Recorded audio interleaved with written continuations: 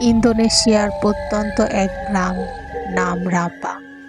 বাইরে থেকে এই গ্রামটি শান্ত এবং নির্জন মনে হলেও এর আড়ালে লুকিয়ে আছে এক ভয়ঙ্কর রহস্য।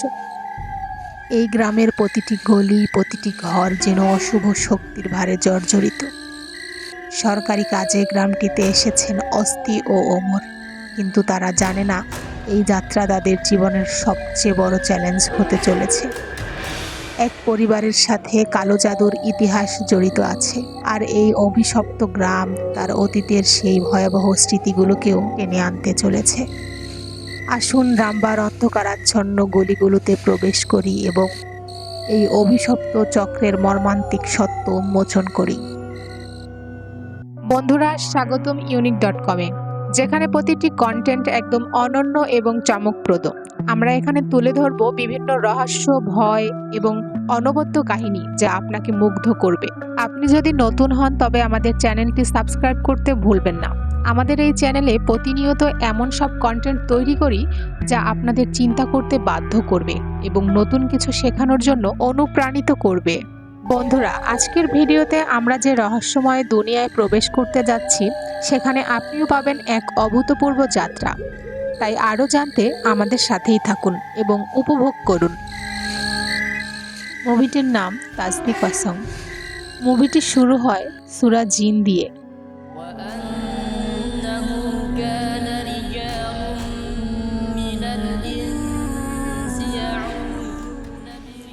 এরপরে পত্রিকায় দেখানো হয় 1997 সালের রামবাগ গ্রামে ঘটে যাওয়া কিছু ভয়াবহ কালো জাদুর প্রভাব, যার কারণে মারা গিয়েছে অনেক অনেক নিষ্পাপ প্রাণ। যে গ্রামে কালো জাদুর চর্চা হতো। মুভির প্রথম দৃশ্যে দেখানো হয় এক বাবা তার মেয়েকে একলা একটি ঘরে রেখেছেন এবং তাকে সেখানেই ঘুমাতে বলে। সেই ছোট্ট মেয়েটির নাম আয়ু। এরপরে দেখা যায় কেউ একজন রাত গভীরে এক শয়তানের পুজো করছে। অন্যদিকে একজন রেডিওতে খবর শোনে এবং খবরে শোনা যায় রামবা গ্রামে এক বড় ধরনের ভূমিধস হয়েছে। সেখানে অনেক মানুষ আহত এবং নিহত হয়েছে। খবর শোনার পর যখন রাত গভীর, তখন সে অজু করে এবং দেখা যায় সে কোনো এক কালো জাদুর গভীরে ঘেরা রহস্যে ডুব দেয়। এরপর সিন চলে আসে বর্তমানে, সাল 2023, যেখানে দেখানো হয় আরতি নামক এক যুবক রামবা গ্রাম থেকে তার ব্যবসার জন্য লোন নিতে এসেছে একটি ব্যাংকে। তা দেখে ব্যাংক ম্যানেজার একটু ভয়ে চিন্তিত হয়ে পড়ে। এর পরের সিন আবার নিয়ে যাওয়া হয় ইন্দোনেশিয়ান 1995 সালে, যেখানে দেখানো হয় ওমর ও অস্তি নামক দুই সরকারি কর্মকর্তা রামবা গ্রামে একটি জনসংখ্যা শুমারি করতে যাচ্ছে। এই হলো রামবা গ্রাম প্রধান। তারা সেই গ্রামের গ্রাম প্রধানের বাড়িতে উঠেছে। যতদিন তাদের আদমশুমারি সম্পূর্ণ না হয় ততদিন তারা এই গ্রাম প্রধানের বাড়িতেই থাকবে।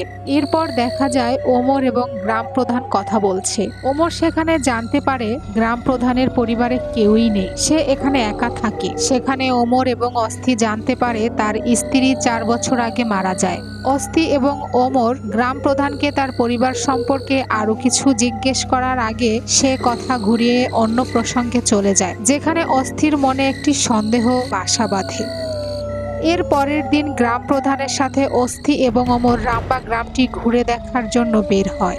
সেখানে ওরা লক্ষ্য করে গ্রামটি নীরব, নিস্তব্ধ, গা থমথমে একটি ভাব। নেই কোনো কোলাহল, একদম নীরব একটি গ্রাম। সেদিন ওমর একটি মেয়েকে দেখে এবং তাকে ভালো লেগে যায়। মেয়েটির নাম রাজেং। এর পরের সিনে দেখানো হয় সে রাতে তারা জনসংখ্যার গণনার রিপোর্ট নিয়ে কাজ করছে এবং অস্থি বলে গ্রামের মানুষজন কেমন যেন চুপচাপ, তাদের চোখে মুখে কেন যেন কিসের ভয় লুকিয়ে আছে। তারা গ্রাম প্রধানকে প্রশ্ন করে গ্রামের মানুষজন কেন জনসংখ্যার শুমারিতে নাম লেখাতে চায় না। উত্তরে গ্রাম প্রধান বলে তারা হয়তো এসব বোঝে না, কারণ এই গ্রামের অধিকাংশ মানুষই অশিক্ষিত। ঠিক সেই সময় একজন অদ্ভুত মানুষকে দেখা যায়। সে গ্রাম প্রধানের বাড়ির আঙিনায়, কিন্তু তারা তো জানতো গ্রাম প্রধানের বাড়িতে সে ছাড়া আর কেউ থাকে না। তাহলে হঠাৎ এই মানুষটি কোথা থেকে উদয় হলো? গ্রাম প্রধান বলে সে আমার মালিক, তাকে আমি আমার বাড়ি পরিষ্কার এবং বাগান দেখাশোনা করার জন্য রেখেছি। এর নাম সারো। সে রাতে অস্থি যখন ঘুমাতে যাবে তখন সে অস্বাভাবিক একটি শব্দ শুনতে পায়। কেন জানি অস্থির সবকিছু ভয়াবহ মনে হচ্ছে। এরপর সে সবকিছু পরিদর্শন করতে গিয়ে দেখে তার ঘরের অন্ধকারে একটি পিশাচ তাকে ভয় দেখানোর চেষ্টা করছে। অস্থি তখন ভয়ে কাঁথা গায়ে দিয়ে ঘুমিয়ে পড়ে, ভাবে হয়তো সে ভুল দেখেছে। পরের দিন অস্থি এবং ওমর গ্রামের জনসংখ্যার নথিভুক্ত করতে বের হয়ে যায়, কিন্তু তখন আমরা লক্ষ্য করি যে গ্রাম প্রধানের কাজের মালিক তাদের লুকিয়ে নজরে রাখছে। কারণ কি, এখানে হয়তো এমন কিছু ঘটছে যা অস্থি এবং ওমরের অজানা। আজকে তারা রামবাগ গ্রামের একটি এলাকায় জনসংখ্যার নথিভুক্ত শেষ করেন। সেই বাড়ির একজন বলে, সাবধান, তোমরা পাশের গ্রামে যেও না, পাশের গ্রামে গেলে তোমাদের অমঙ্গল হতে পারে। দিন যতই যাচ্ছে ততই ওদের কাছে এই গ্রামটি রহস্যে ঘেরা মায়াজাল হয়ে ধরা দিচ্ছে। এরপর তারা সেই পাশের এলাকায় জনসংখ্যার নথিভুক্ত করাতে যায়। সেখানে গিয়ে একটি বাড়িতে দেখতে পায় তাদের চোখে মুখে রহস্যের ছাপ। এখানে আসার পর দেখতে পায় সেই রাজেং নামের মেয়েটির বাড়ি এইটা। তারা এও জানতে পারে তাদের একমাত্র মেয়ের নাম রাজেং এবং তার বাবার নাম বতুতা এবং তার স্ত্রী ওমরের দিকে তাকিয়ে বুঝতে পারে সে হয়তো তার মেয়ে রাজেংকে পছন্দ করে, হয়তো তার মেয়ে এবং ওমরের মাঝে কোনো সম্পর্ক রয়েছে। যখন তারা গ্রাম প্রধানের বাড়িতে ফিরছিল তখন সেই রাস্তায় একজন ভুট্টা বিক্রেতাকে দেখতে পায়। তারা সেখানে বসে এবং দুজনেই ভুট্টা খায়।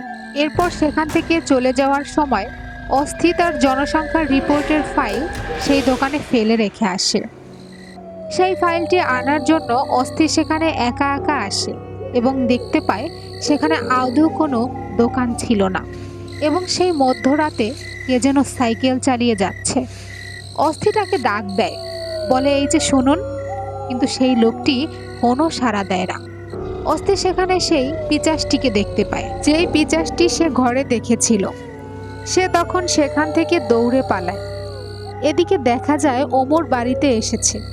তখন গ্রাম প্রধান বলে, আমি আমার বন্ধুর বাড়ি থেকে আসছি, তোমরা রাতের খাবার খেয়ে ঘুমিয়ে যেও। সে বাড়ি থেকে যাওয়ার কিছুক্ষণ পরেই বিদ্যুৎ চলে যায়। তখন ওমর হারিকেন জ্বালায়, কিন্তু পেছনে ঘুরে সে অদ্ভুত কিছু একটা অনুভব করে। একটু পরেই গ্রাম প্রধান হঠাৎ করেই ওমরের সামনে এসে পড়ে। তখন তার আত্মা কেঁপে ওঠে। ও বলে ওঠে, আস্তাগফিরুল্লাহ, আপনি কোথা থেকে এলেন? গ্রাম প্রধান ঘরে আসার কিছুক্ষণ পরেই বিদ্যুৎ চলে আসে। এটা যেন একটি গোলক ধাঁধা। কিছুক্ষণ পর অস্থি এসে তার সঙ্গে ঘটা সেই দোকানের ঘটনা ওমরকে বলে এবং তখন গ্রাম প্রধান এসে বলে, অস্থি, তুমি হয়তো ক্লান্ত, তাই চোখে ভুলভাল দেখছো। তুমি রাতের খাবার খেয়ে ঘুমিয়ে পড়ো, দেখবে সবকিছু ঠিক হয়ে যাবে। অস্থি বলে, না, আমার চোখে কোনো ভুল দেখিনি, কারণ এই গ্রামটা আমি প্রথম থেকেই লক্ষ্য করছি, খুব অদ্ভুত। গ্রাম প্রধান কথাগুলোকে কেন জানি উড়িয়ে দিয়ে বলে, অস্থি, বাজে না বকে ঘুমিয়ে থাকো। গ্রাম প্রধান যেন এক অদ্ভুত ব্যক্তি, যার রহস্য কিছুটা হলেও অস্থি টের পেয়ে যায়। সে রাতে অস্থি ওমরকে বলে যে তার এই গ্রামের সবকিছু এলোমেলো লাগছে, কিন্তু অস্থি বলে, এসব কিছুই না, আল্লাহর উপর ভরসা রাখো। ওমর তার কথায় ততটা গুরুত্ব দেয় না। এরপর মুভির দৃশ্যে বতুতার ঘরে কালো জাদু দেখানো হয়। তখন দেখানো হয় সেখানে একজন মহিলা এসেছে, যার ঘরে অভাব অনটন ঘিরেই রয়েছে। তাই সে বতুতার কালো জাদুর মাধ্যমে তার সংসারে অভাব অনটন দূর করতে চাইছে এবং বতুতা বলে তার এই অভাবের দোষ কাটাতে সংসারের একজনকে বলি দিতে হবে। তার মানে সেই সংসারের নির্দিষ্ট একজনকে তাদের উপাসনালয়ে গলা কেটে হত্যা করে বলি দিতে হবে এবং সে মহিলা তাতে রাজি হয়। তারপর বতুতা একটি পুতুলের গায়ে সুই গেঁথে দেয়। এরপর আমরা দেখতে পাই ওমর এবং রাজেং এক নিরালয়ে বসে দুজন সুন্দর সময় পার করছে। এখন আমরা বুঝতে পারি দুজনের মধ্যে একটি ভালো সম্পর্ক গড়ে উঠেছে। তখন রাজেং ওমরকে জিজ্ঞেস করে, সে আর কতদিন এখানে থাকবে? হয়তো আর 2-3 দিন, কারণ আমাদের আদমশুমারির কাজ শেষ। সে কথা শুনে রাজেংয়ের মন খারাপ হয়ে যায়। এর পরের সিনে দেখানো হয় তারা দুজন গ্রামের একটি সংস্কৃতি অনুযায়ী রাতে একটি সুন্দর অনুষ্ঠান উপভোগ করছে।